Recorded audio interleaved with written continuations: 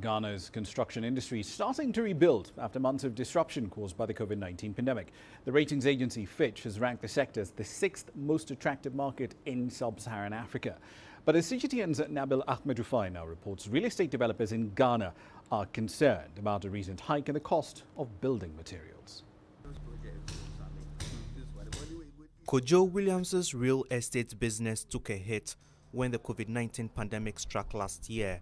Lockdown restrictions forced him to halt all his building projects. People were not sure about the future because of the pandemic, so everybody wanted to hold on to whatever they had.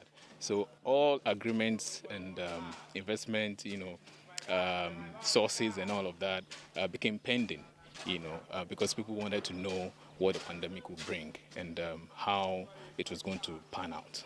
With restrictions now eased, Williams says his business is beginning to pick up, but building houses has become more expensive.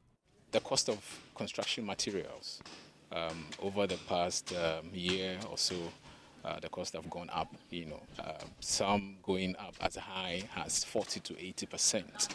And that has actually thrown a lot of our calculations, and our permutations, out of gear. According to government data, the real estate industry contributed significantly to Ghana's economic growth at the end of last year, when coronavirus restrictions were eased. Real estate developers say they are having to push up prices due to the rising cost of building materials. This four-bedroom home was $180,000 before the pandemic hit. It's now on the market for $210,000. Ratings agency Fitch says Ghana's construction industry has grown by 14% this year after contracting by 5% last year.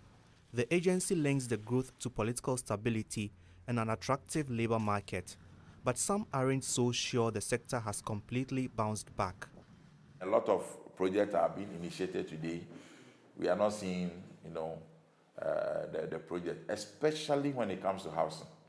If you find out how many contracts were signed in the past administration in terms of contract to execute certain housing projects, the numbers are so huge. If you put them together, we might be hitting about 2 million.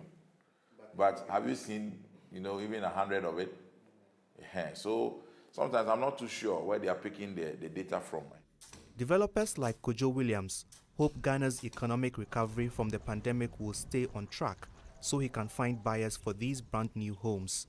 Nabil Ahmed Rufai, CGTN, Accra, Ghana. At 18:30 GMT, it's time for another break. Here's what's coming up.